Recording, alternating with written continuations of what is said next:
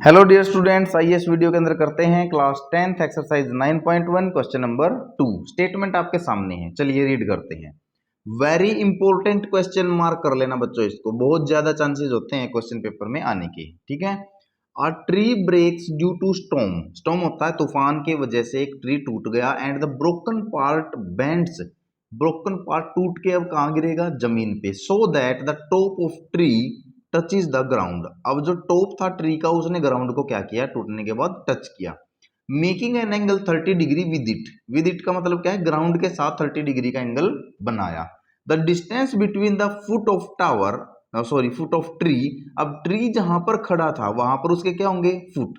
तो वहां से डिस्टेंस कहां तक का? टू द पॉइंट, उस पॉइंट तक वेयर द टॉप, जो टॉप उसका गिरा है, टच इज द ग्राउंड। और गिरने के बाद जहां पर ग्राउंड को टच किया है उस पॉइंट से उसके फुट तक का डिस्टेंस कितना है? 8 metre. Find the height of the tree. तो ट्री की हाइट फाउंड आउट करनी है। चलिए बच्चों, ये लीजिए, ये मैं ले लेता हूं आपके सामने, इसको हम लेट कर लेते हैं ट्री। ये ट्री कहां पे है? ग्राउंड पे। हम मान लेते हैं यहां से ट्री क्या हो गया बच्चे? Break due to storm. यहां से ट्री ब्रेक हो गया और ये क्या है? Top of tree. देखिए ये तो हमारे पास ट्री के फुट हो गए, ये ट्री का क्या हो गया? टॉप हो गया। और ये ट्री का ब्रेक पॉइंट हो गया। यहां से ट्री क्या हो गया? ब्रेक पॉइंट हो गया। तो ये ट्री टूट गया यहां से। ठीक है। अभी मैं इसका, अगर मैं इसको ए ले लेता हूं, इसको बी ले लेता हूं और इसको सी पॉइंट ले लेता हूं, तो टूटने के बाद जो टॉप पॉइंट है वो कहां पर गिरेगा? ग्राउंड पे। तो दोबारा से इसका एक फिगर ड्रॉ करता हूं। अगर ये मेरे पास ए पॉइंट है, ये मेरे पास बच्चे बी पॉइंट है, और टूटने के बाद ये यहां पर टच किया है उसने, टॉप ने, यानी कि सी पॉइंट।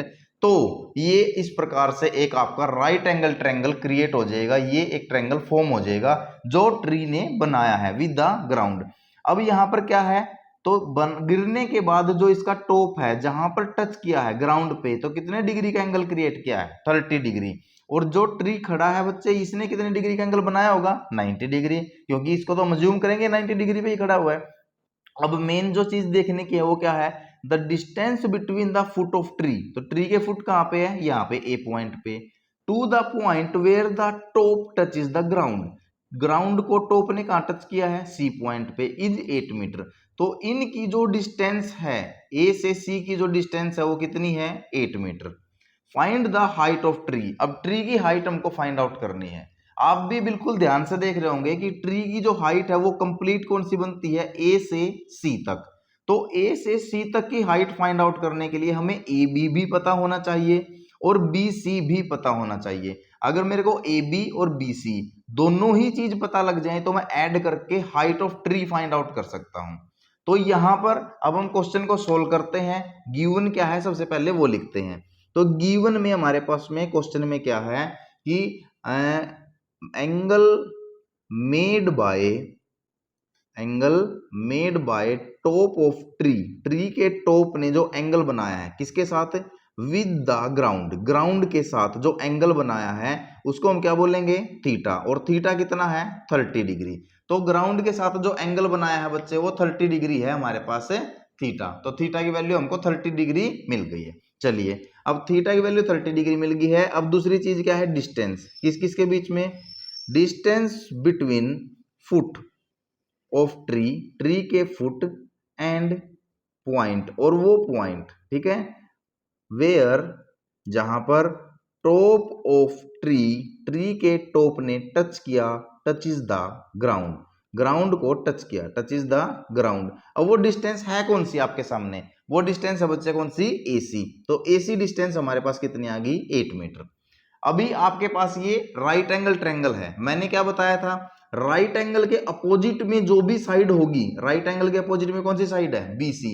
ये हमेशा क्या होगा? ये हमेशा होगा हाइपोटेन्यूज। तो हाइपोटेन्यूज आपको पता लग गया। जो आपको एक्यूट एंगल दे रखा है इसके अपोजिट में जो साइड होगी, इसके अपोजिट में कौन सी है? A B. ये हमेशा क्या होगा? परपेंडिकुलर। ठीक है। और राइट, जो हमारे पास एक्यूट एंगल है इसके एडजेसेंट यानी कि इसके साथ में जो भी साइड होगी वो हमेशा क्या होगा? बेस। तो ये आपको बेस यानी कि तीनों साइड आपको पता लग गई। अभी ये पता करने का मतलब क्यों है? क्योंकि हमको जो साइड निकालनी है उसके साथ रिलेशन बनाएंगे, गिवन और जो फाइंड आउट करना है। गिवन आपको बेस, तो पहले हमको देखो परपेंडिकुलर भी निकालना है और हाइपोटेन्यूज भी निकालना है। तो एक बार तो बेस के साथ परपेंडिकुलर लेंगे और एक बार बेस के साथ हाइपोटेन्यूज लेंगे। तो पहले मैं क्या रिलेशन लिख देता हूं, कौन सा, पंडित बद्री प्रसाद हर हर बोले, ये मैं आपको पहले ही बता चुका हूं। तो P बाय एच, जो P बाय यानी कि परपेंडिकुलर बाय हाइपोटेन्यूज का रिलेशन कौन बनाता है, sine theta. B by H का रिलेशन कौन बनाता है, कोस थीटा। और P बाय बी का रिलेशन कौन बनाता है, टेंजेंट थीटा। अगर मुझे पहले कौन सा निकालना है, AB यानी कि परपेंडिकुलर, तो P और B का रिलेशन बनेगा, P और B का। तो P और B का रिलेशन किसमें है, टेंजेंट में। चलिए तो कंसीडर कीजिए ट्रायंगल को, कंसीडर ट्रायंगल ABC। तो राइट एंगल ट्रायंगल आपने ले ली ABC। तो इसके अंदर हम क्या लगाएंगे, टेंजेंट थीटा। तो टेंजेंट थीटा क्या होता है, ये रहा आपके सामने P बाय B। अब P क्या है, P ये रहा हमारे पास परपेंडिकुलर, कितना है बच्चे, AB बाय में। B क्या है, B है हमारे पास बेस, वो क्या है, AC। तो टेंजेंट थीटा, तो थीटा की वैल्यू आपको पुट करनी है यहाँ पर, तो थीटा की वैल्यू पुट कीजिए। तो टेंजेंट थीटा की वैल्यू है 30 degree is equal to AB की वैल्यू वो तो फाइंड आउट करनी है, तो AB बाय में AC की वैल्यू कितनी है बच्चे, 8। तो AC की वैल्यू हमारे पास 8 है। अब टेंजेंट 30, तो ये ट्रिग्नोमेट्री टेबल जो मैं करा चुका हूं वहां से आप बिल्कुल याद कीजिए, बड़ा ही आसान सा मेथड है। टेंजेंट 30 की वैल्यू आपके होती है 1/√3। टेंजेंट 30 होती है बच्चे 1/√3 is equal to AB by 8। ठीक है, तो यहां से हमको वैल्यू निकालनी है अब AB की। तो AB को अगर मैं एक साइड रखूंगा इधर, अगर मैंने AB को बच्चे इधर रख लिया तो क्या हो जाएगा, 8 उधर जाके 1 के साथ मल्टीप्लाई हो गया और अपॉन में √3। तो ये मेरे पास किसकी वैल्यू आ गई, AB की। ठीक है, तो अब इस ट्री का AB पोर्शन तो मैं निकाल चुका हूं। AB पोर्शन हमारे पास कितना आ गया, 8 बाय में √3 मीटर। ठीक है, अभी कौन सा पोर्शन निकालना है, BC। तो BC पोर्शन हमारे पास क्या बन रहा है, इसमें कौन सी साइड है, BC है बच्चे इसके अंदर हाइपोटेन्यूज, जो आपको गिवन है, जो साफ साफ दिख रही है, BC है हमारे पास हाइपोटेन्यूज। अभी हमारे को बेस और हाइपोटेन्यूज का रिलेशन बनाना है। तो देखिए B और H का रिलेशन कहाँ बन रहा है, B और H का रिलेशन आपका बन रहा है यहाँ पर किसके साथ है, कोस थीटा। तो चलो अब मैं दोबारा कंसीडर कर लेता हूं इसी ट्रायंगल को। तो यहां पर मैं लिखता हूं consider triangle, right angle triangle ABC।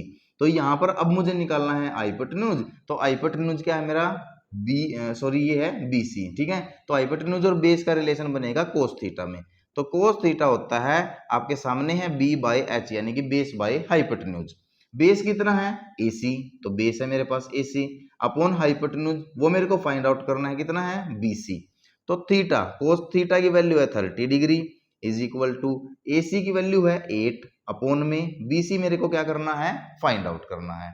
तो यहाँ पर cos 30, तो टेबल से ही आपको पता होना चाहिए cos 30 क्या होता है, जो sin 60 होता है, टेबल में ही बताया था मैंने, जो sin 60 होता है, और ये हो गया √3/2 इज इक्वल टू 8/BC। ठीक है, तो अब हमको किसकी वैल्यू निकालनी है, BC की। तो क्रॉस मल्टीप्लाई कर दें, तो √3 को मल्टीप्लाई कर दूंगा BC के साथ, देखिए ये उधर जाके मल्टीप्लाई हो जाएगा, ये इधर जाके इज इक्वल टू 8 × 2।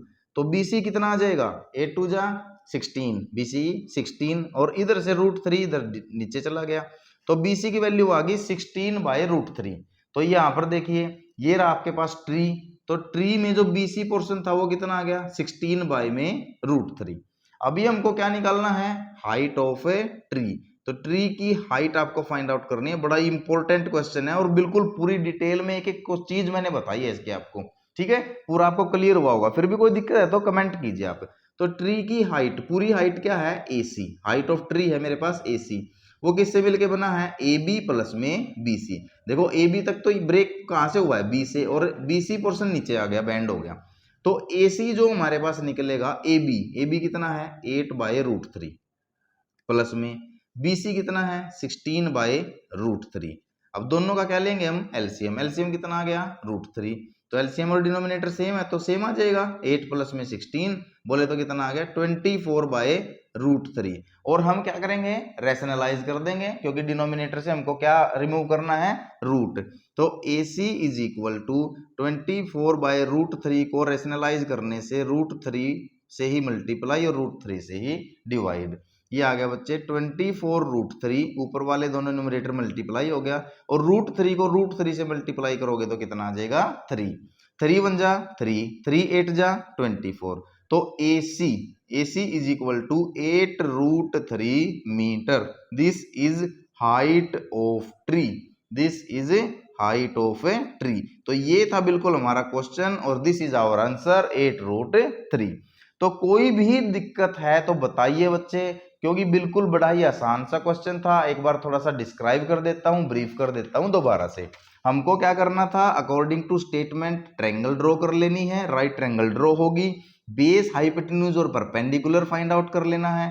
क्या आपको गिवन है, क्या आपको फाइंड आउट करना है, उसके बेसिस पे एक ट्रिग्नोमेट्री रिलेशन सेट करना है और उसका हमको केवल वैल्यू पुट करके हमारा आंसर फाइंड आउट हो जाएगा। तो बिल्कुल आसान क्वेश्चन था। कोई भी डाउट है तो कमेंट कीजिए, अदरवाइज चैनल को शेयर करो, लाइक करो एंड सब्सक्राइब करो। मिलते हैं नेक्स्ट वीडियो में। Thanks for watching this video.